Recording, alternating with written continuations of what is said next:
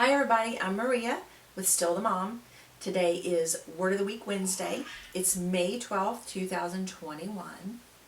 I want to jump right into this week's word and the definition. And the reason I want to jump in is because I'm feeling a little bit convicted about the word that I've chosen. And I'll explain that in a minute. So our word of the week this week is self-reliant. The definition is able to take care of oneself without relying on others. So you're probably wondering why I mentioned that I'm feeling convicted. Because isn't being self-reliant a good thing? That's what I was taught. We don't want to be a burden to others. That's what I was taught. Being independent is a very valued Western trait, and I'll explain that to you in a minute. I say a Western trait because I've learned a lot from my Eastern friends from China. Several years ago, the Lord led us to an Asian restaurant here in the local area. I had just finished my ESL training and I wanted to find some international people to practice on. And I really loved Asian people because they're kind and warm, and I love the way they do community. So that's kind of what we were looking for. So the Lord led us to a Japanese restaurant, but it was run by a Chinese family. And ever since then, we've kind of become like family with this family. Now, I want to tell you, if you're interested, because I'm sure you're already thinking, where's the restaurant? I want to go eat there. It's Ichiban Restaurant on Clinton Highway in Knoxville, Tennessee, and I highly recommend that you go there to eat. And please tell them that I sent you. They have the most amazing food. I promise you will not be sorry you went to eat there. But when we first met our friends, they were all living together in one apartment, something that I had no frame of reference for because we are not taught that here. The owner, his wife, and at the time they had one child, they were all living there, along with the owner's wife's brother, the owner's wife's sister, one or two of their cooks who had just come over from China, along with, I think it was his mother that was living with them at the time, helping them take care of the baby because they were working so many hours that they needed help. But they didn't think anything at all of living together in close community because that's how they had always lived. Now, they've told us lots and lots of stories. I won't tell you all of those stories now, but absolutely fascinating to me that even when the children grew up and ended up with families and children of their own, the parents still continued to reach out to take care of the children and the grandchildren. They just stayed very connected as a family unit and as a community. And there's something about the way that they love each other and support each other that I really admire. But here in the West, and when I say the West, I'm speaking about the United States, we're taught to be very independent. We're taught that as our children grow up, they're encouraged to leave home as soon as possible. As a matter of fact, 18, you're out the door, you've got a job, you're making your own way in the world. Now, all of that to say, I'm not saying that our Chinese friends are lazy or too dependent because they choose to live in community. Actually, I've seen quite the opposite. They're extremely hardworking. But I have to wonder, in our quest for independence, if we've lost some of the blessing of staying connected as a family. So I was raised, and I've told you before that my dad was in the Navy. So I was raised by a man in the Navy who was also an engineer, raised by a mom who was a nurse and a nursing educator. So two very intelligent, very educated, very hardworking parents.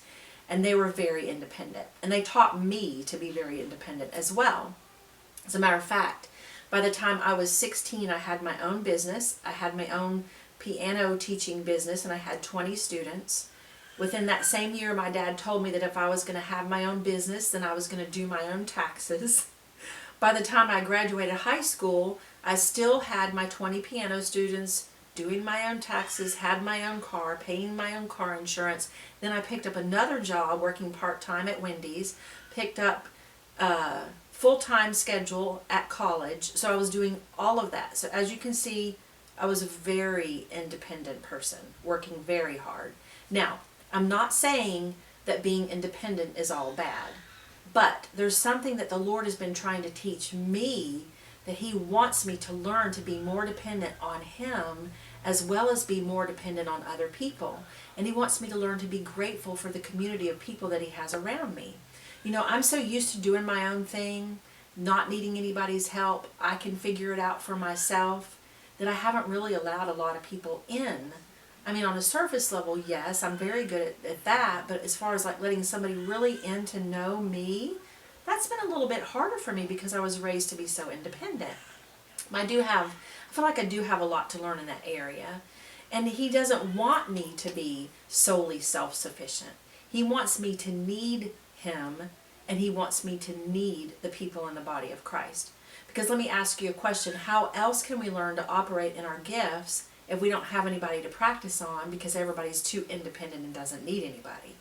One thing I'm learning, and I think you know we've talked about it before, we have a home church. And one thing I'm learning in our community of believers here in our home church is that it's a really beautiful and needed part of my life.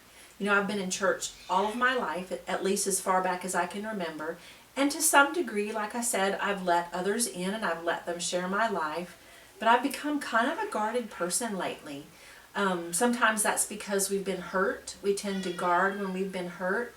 But as we heal, we have to learn to allow others back in again. And that's what the Lord is challenging me on right now. And that's why we're talking about this discussion on being self-reliant or self-sufficient. So maybe you're balanced in this area, and that's a good thing. Or maybe you're too dependent on other people. I don't know. There are some people that are too dependent on others. Maybe you're not dependent enough upon God or others. I don't know where you fall in all of this. I've admitted where I'm at. You can do that for yourself, kind of decide where you're at. But I want to challenge you on something. I want you to think about where you are, and I want you to ask God about the way that you're doing life, and I want you to ask him if there's anything that you need to do to tweak the way that you're doing this. Now, by not depending on others, you know what? We're missing out on a blessing. Not only that, but we're causing them to miss out on a blessing. Because when we don't receive from others, we rob the others of the blessing of giving. So there's a lot that's happening right now for me. This is what I'm currently working on. Now, I hope you're one who allows others to pour themselves into you so that you can receive the riches that are found in the body of Christ, because I promise you they're there. If you haven't learned to do that yet, I really want to encourage you to allow that to happen. Allow yourself to feel safe again. Allow yourself to be part of a community again. If I can do it, I know you can do it too. Thank you for joining me once again. I want to ask you for something. If you've enjoyed the video this week, would you please hit the subscribe button underneath if you have not already subscribed. If you have, great, thank you. If you enjoyed what you heard today, please hit the thumbs up button underneath the video. And if you look over to your right, there's a little bell that you can hit, and that'll notify you every time I have a new video that comes up. Thank you for joining me again this week, and I will see you next time.